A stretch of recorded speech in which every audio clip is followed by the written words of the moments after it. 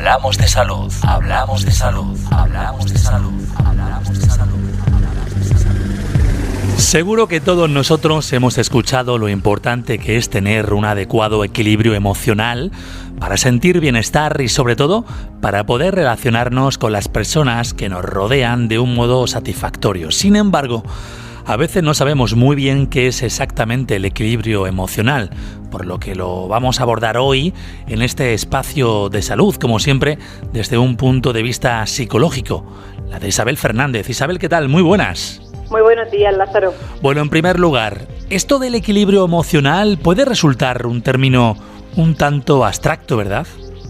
Pues la verdad es que sí. Hay que aclarar que, hablando de este tema, la psicología clínica o sanitaria, que es como se llama ahora, no dispone de manera científica o basada en la evidencia de un término o un diagnóstico reconocido que hable de equilibrio emocional. Es decir, desde un punto de vista científico no es que haya una definición clara. Pero claro, como en la calle se ha hablado tanto, pues al final los psicólogos debemos explicar todo lo que puede influir en eso que la gente llama o conoce como equilibrio emocional. Uh-huh. Por concretar un poquito, Isabel, ¿qué aspectos debemos cuidar en nuestra salud mental para disponer de ese equilibrio emocional? Bueno, pues un aspecto importante es nuestro estilo de pensamiento y sobre todo la manera de relacionarnos con los pensamientos que producen nuestras cabezas. Sabéis que todos nosotros interpretamos la realidad que nos rodea y el mundo que nos rodea en función de muchas variables, como pueden ser pues nuestras experiencias anteriores, nuestros éxitos y nuestros fracasos, la cultura en la que nos hemos criado, las influencias familiares, la forma en la que nos han educado, ¿no? Todo eso puede hacer que yo mire el mundo y me elabore unos conceptos de cómo es el mundo, de cómo son las otras personas, y esos conceptos son muy personales míos. Y se podría decir que cada uno tenemos una manera entonces de, a partir de eso, de filtrar e interpretar la realidad que nos rodea, y esa manera es única para cada persona. Pero por eso mismo que nuestro estilo de pensamiento se va forjando a lo largo de nuestra historia vital con esas experiencias personales, pues también puede ser que esté un poco distorsionado, ¿no? Y que la manera en que interpretamos la realidad y pensamos no sea muy del todo fiel a esa realidad. Claro, esas interpretaciones nos llevan a experimentar emociones, y si la interpretación que yo hago de la realidad está distorsionada, puede ser que yo me sienta mal por aspectos que realmente no son ciertos. No sé si me explico. Esto es lo que en la calle la gente le llama montarse películas, para que me entendáis. Y esto es un factor importante de cara a nuestro equilibrio emocional que hablamos hoy. Entonces, ¿se podría decir que es importante que interpretemos la realidad de un modo correcto para tener ese equilibrio emocional?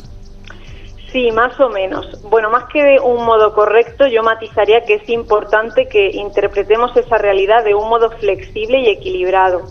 Para esto es importante que, puesto que desde hoy sabemos la audiencia y los pacientes lo aprenden en las consultas, que lo que pensamos a veces puede no ser cierto y se puede ver influido por tantas variables que nos confunden, pues tomarlo con cautela. En lugar de creerme a pies juntillas lo que pienso, pues ponerlo un poco en duda y pensar que mis pensamientos pueden estar equivocados, y si me los creo puedo estar sintiéndome o actuando de un modo equivocado. Por ejemplo, esto yo lo he visto alguna vez en las terapias de pareja, ¿no? Que uno de los dos miembros de la pareja pues había sufrido en anteriores relaciones una mala experiencia del tipo que sea. Entonces, esta persona, al no haberse tratado y trabajado ese estilo de pensamiento, empieza a hacerse a la idea de que todas las parejas le van a llevar a esa mala experiencia, y aplica como ese filtro en su relación presente, en la actualidad. De manera que ahora todas las actuaciones que hace su pareja, esta persona las interpreta como si fueran una amenaza de malas experiencias. Se siente fatal y actúa de un modo que al final también acaba por afectar realmente a la pareja y a esa relación. Entonces, si esta persona hace un tratamiento psicológico y toma conciencia de que su pensamiento negativo sobre las parejas viene por una mala experiencia que tuvo anteriormente, pero no tiene por qué ser cierto en la realidad presente, pues eso dejará de afectarle en su relación presente. Entonces, este equilibrio emocional también es muy importante de cara a cómo enfrentamos los problemas que nos va surgiendo en nuestras vidas, ¿verdad? Claro, es importante disponer de un buen equilibrio emocional para afrontar bien los problemas, pero porque otro factor que ahora que lo mencionas también contribuye a ese equilibrio emocional es el utilizar adecuadamente nuestras estrategias de afrontamiento. Y me explico. Las estrategias de afrontamiento son, como su nombre indica, la manera en la que afrontamos los problemas cuando nos van surgiendo. En psicología se dice que se pueden dividir en 2 o 3 tipos. Está el afrontamiento basado en el problema, el afrontamiento basado en la emoción y luego también podríamos hablar del afrontamiento basado en la búsqueda de apoyo social. Aunque, bueno, dentro de estos 3 luego hay como muchos subtipos de afrontamiento. El afrontamiento basado en el problema es cuando yo tengo un problema y me enfoco a buscarle una solución, a buscarle esa solución. El afrontamiento basado en la emoción es cuando yo me enfoco en gestionar o resolver la emoción desagradable que me genera esa situación problemática para mí. Y la búsqueda de apoyo social, pues cuando yo busco ayuda de otras personas. ¿Hay algún tipo de afrontamiento que sea mejor que el otro o que sea más sano? Pues realmente no, porque que el estilo sea bueno dependerá del tipo de problema y ahí es donde radica que tengamos o no equilibrio emocional. Por ejemplo, si yo tengo un problema que tiene solución, como por ejemplo, imaginad que en casa se me ha roto una tubería y lo tengo todo lleno de agua, lo que hago es hacer un afrontamiento basado en la emoción, como por ejemplo, hacer relajación para calmarme los nervios que me produce verlo todo lleno de agua. Pues mucho equilibrio emocional no voy a tener, ¿no? Y este ejemplo puede parecer así muy obvio, ¿no? Como muy simple. Pero es que luego los psicólogos vemos que parte de lo que trabajamos es cuando la persona no es que haga este afrontamiento erróneo una sola vez, sino que sistemáticamente en su vida está utilizando malas estrategias de afrontar los problemas y esto le acaba haciendo mella en su vida y en su salud mental. Y nos imaginamos que hablando de la importancia del equilibrio emocional para enfrentar nuestros problemas, también será importante mantener este equilibrio emocional cuando tenemos problemas que no tengan solución, ¿no? Claro, porque ya sabéis que no todo en esta vida depende de nosotros ni que podemos controlar todo lo que nos pasa, o tampoco está en nuestra mano la solución de determinadas situaciones. Entonces aquí es donde cobraría importancia ese afrontamiento basado en la emoción o la gestión emocional. Si yo no puedo cambiar la situación, tengo que aprender a sobrellevarla. Por ejemplo, esto en diagnósticos de enfermedad o en circunstancias sobrevenidas, es importante que si yo no puedo hacer nada con esa situación, pues debo aceptar que no la puedo controlar y decidir qué voy a hacer yo con esa situación. O también esto lo hablamos en los tratamientos cuando necesitamos aprender que no podemos cambiar a las demás personas. Entonces, aquí puedo, o bien, si no puedo dejar esa relación, como sería, por ejemplo, un compañero de trabajo, pues aprender a llevarlo. O si es una relación que sí que puedo abandonar, pues decidir si quiero afrontar el problema y dejar esa relación.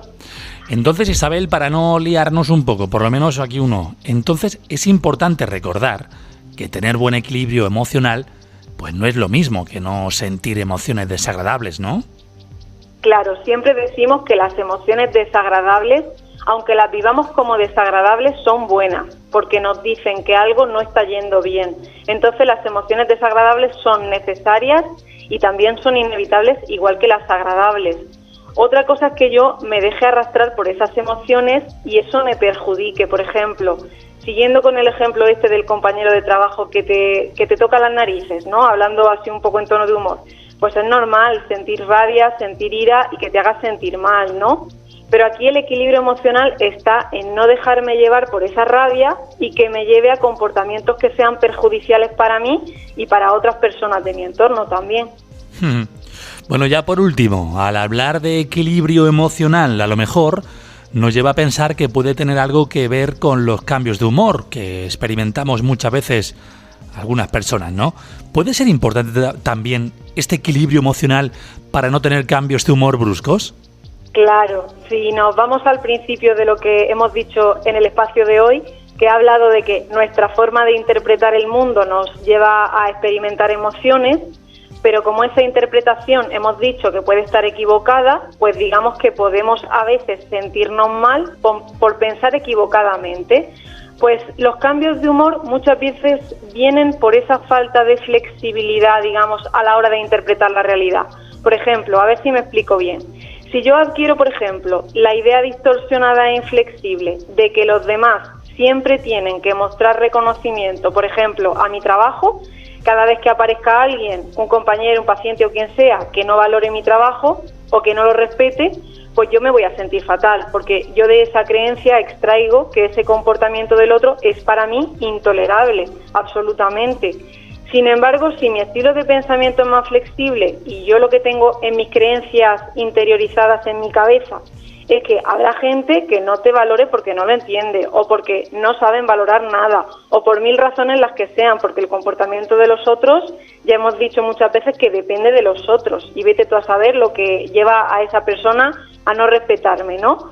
Pues ese pensamiento es un pensamiento más flexible que no me va a hacer que mi humor pegue esos cambios tan bruscos que experimentan algunas personas. Entonces, generalmente los cambios de humor vienen derivados de tener creencias muy rígidas del mundo, de los demás e incluso de cómo tenemos que ser nosotros mismos algunas veces.